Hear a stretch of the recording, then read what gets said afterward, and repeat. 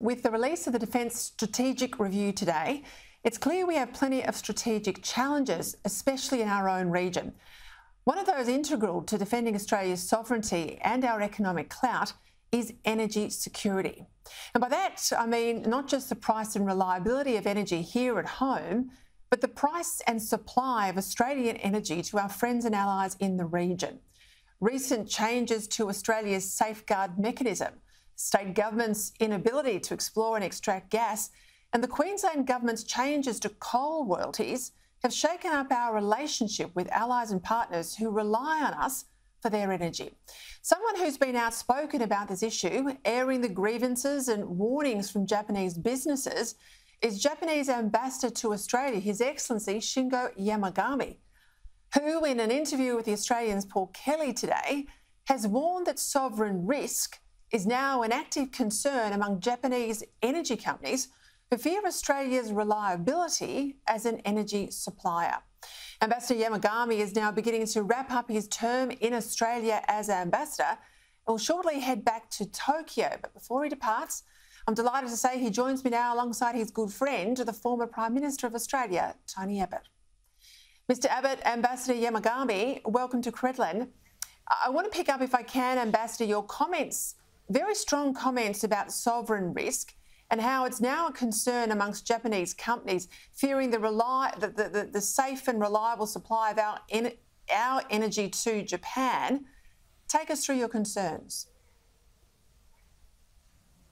Well, frankly speaking, it's a concerning, development, Peter, and I think this is a reflection of deep trust, we have been, holding for Australia, because, this magic number, 764. Among Japan's imports, 70% of coal, 60% of iron ore, 40% of gas come from this beautiful country of Australia. That is why, this recent development is a matter of concern to a number of Japanese trading houses, energy companies and steel companies, and I've been trying my best to convey those concerns to friends in Australia. But hopefully, I think with mutual efforts, we can get over, this difficult time. Tony Abbott, in The Australian, Paul Kelly has described the ambassador as outspoken. What kind of ambassador do you think he's been, and what do you make of those comments about sovereign risk? Because it doesn't get more serious than that. Shingo Yamagami has been quite simply outstanding, and he's had a simply stellar time here in Canberra. So many ambassadors deal in generalities, but Yamagami-san has dealt in specifics, and in doing so, he has not just done his own country, Japan, a power of good. He's alerted Australia to some dangers and to some risks. The risk that we will no longer be a source of energy security to countries like Japan if we don't continue to develop our coal and gas resources, and the danger of Beijing's aggression towards its neighbours and indeed the wider world. And I think that in this sense, Yamagami-san has been one of the really outstanding diplomats. He's been an undiplomatic diplomat, but frankly, these times needed a shake-up, and he's helped to give us the shake-up that we needed, and I think he's helped to improve our country in the process.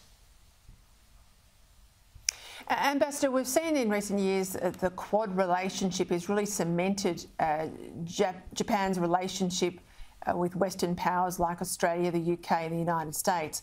But I'm interested in your observations. How has Japan's relationship from the Japanese perspective changed in your lifetime, particularly in relation to both the West and our region? Well, Peter, as you know that I have been in government, Japanese Foreign Service for 40 years, and over these past 4 decades, there is no question Japan's relationship with the West has been significantly strengthened strengthened. Not only, we are sharing, values, democracy, the rule of law, human rights, and market economy, but, increasingly we do share strategic interests. And interestingly, we are now exchanging our strategic assessments. So rather than, divergent, we are reaching, points of convergence. And that means a lot to us. Now we are working together, especially, Australia, US, India, UK, and us are working together to realize free and open Indo-Pacific. This is the greatest endeavor, we are now engaging in.